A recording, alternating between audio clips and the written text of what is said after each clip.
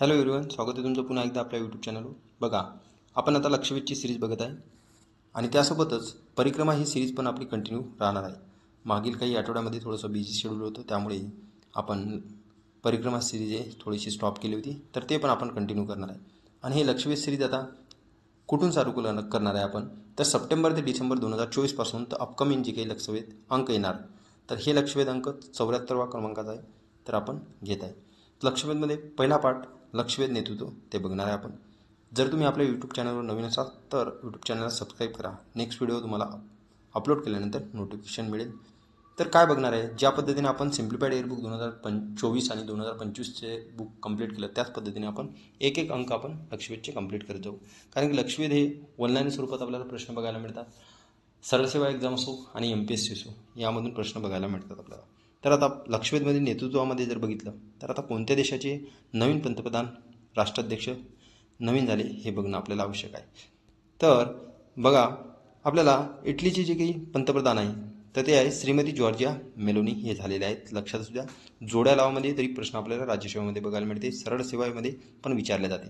तर आपले जे काही शेजारी राष्ट्र आहे, श्रीलंकेचे राष्ट्राध्यक्ष, या श्रीलंकेचे राष्ट्राध्यक्ष जर बघितले तर मार्क्सवादी नेते आहे श्री अनुरा कुमार दिसानायके. अनुरा कुमार दिसानायके हे बनलेले आहे. यापूर्वी जर बघितलं तर राणी विक्रमसिंघे होते. तर 2024पासून सप्टेंबरपासून अनुरा कुमार दिसानायके हे आता श्रीलंकेचे नवे राष्ट्राध्यक्ष बनलेले आहे. आणि ते कितव्या क्रमांकाचे, तर 9व्या क्रमांकाचे आहे. लक्षात असू द्या, कारण की आपल्या शेजारी राष्ट्र आहे, लक्षात असणं आवश्यक आहे आपल्याला. तर यांचे पक्ष वगैरे आपल्याला बघायची काही गरज नाही. तर श्रीलंकेच्या नव्या पंतप्रधान बनलेल्या आहे श्रीमती हरिणी अमरसूया. तर श्रीलंकेच्या सिरिमाऊ भंडारनायके आणि चंद्रिका कुमार तुंगा यांच्यानंतर ह्या तिसऱ्या महिला पंतप्रधान आहे, म्हणून महत्त्वपूर्ण आहे. तर सिरिमाऊ भंडारनायके ह्या आणि त्यानंतर चंद्रिका कुमार तुंगा ह्या दोन महिला, त्यानंतर तिसरी महिला आता श्रीलंकेचे पंतप्रधान म्हणून बनलेली आहे श्रीमती हरिणी अमरसूया. तर बघा, जपानचे नवे पंतप्रधान बनलेले आहे शिंगेरू इशिबा. शिंगेरू इशिबा हे जपानचे नवे पंतप्रधान बनलेले आहे 1 ऑक्टोबर 2024पासून. तर आता ब्रिटनचे पंतप्रधान लक्षात ठेवा किअर स्टार्मर. पॅलेस्टाईनचे राष्ट्राध्यक्ष मेहबूब अब्बास. तुर्कीचे राष्ट्राध्यक्ष रेसेप तय्यब एर्दोगान. व्हिएतनामचे राष्ट्राध्यक्ष टुलाम. मेक्सिकोच्या पहिल्या महिला राष्ट्राध्यक्ष श्रीमती क्लॉडिया शेनबॉम. हे वारंवार व्हिडिओवर मी रिवाईज केले तरी चालते आणि तुमच्या नोट्स तुम्ही तयार केले तरी चालते. आणि हे व्हिडिओ घेण्यामागे एकच कारण आहे की ग्रामीण भागातील मुलं आणि हे अंक आपण त्यापर्यंत त्यांच्यापर्यंत पोहोचत नाही. तर one of the best book आहे सरळ सेवा एक्झामसाठी, आणि राज्यसेवा एक्झाममध्ये पण करंट अफेअर आपल्याला पूर्णतः कव्हर होईल यामधून. तर मलेशिया पंतप्रधान अनवर इब्राहिम. इराणचे राष्ट्राध्यक्ष मसूद पेजेस्कियान, म्हणजेच काय वेगळ्या प्रकारचं नाव आहे. आणि धर्मगुरू खोमेनी लक्षात ठेवा. चीनचे पंतप्रधान लक्षात ठेवा ली कच्छियांग. रशियाचे पंतप्रधान मिखाईल मिशुस्तिन. पाकिस्तानचे पंतप्रधान शहबाज शरीफ आहे, लक्षात असू द्या. तैवानचे राष्ट्राध्यक्ष लायचिंग ते. न्यूझीलंडचे पंतप्रधान क्रिस्तोफर लुक्झान आणि थायलंडचे पंतप्रधान श्रीमती पिंटोगर्तन शिनावात्रा. लक्षात ठेवा श्रीमती शिनावात्रा, एवढं लक्षात ठेवा. थायलंडचे केनियाचे राष्ट्राध्यक्ष विल्यम रुटो. कारण की हे नवीन नेतृत्व आहे, ते बघणं आपल्याला आवश्यक आहे आणि तेच बघत आहे आपण. युक्रेन राष्ट्राध्यक्ष ओलोजिमीर झेलेन्स्की. आता इंडोनेशिया नवे 8व्या क्रमांकाचे राष्ट्राध्यक्ष बनलेले आहे प्रबोवो सुबियांतो. तर हे 8व्या क्रमांकाचे आहे इंडोनेशियाचे. तर उझबेकिस्तानचे राष्ट्राध्यक्ष शौकत मिर्झियोयेव.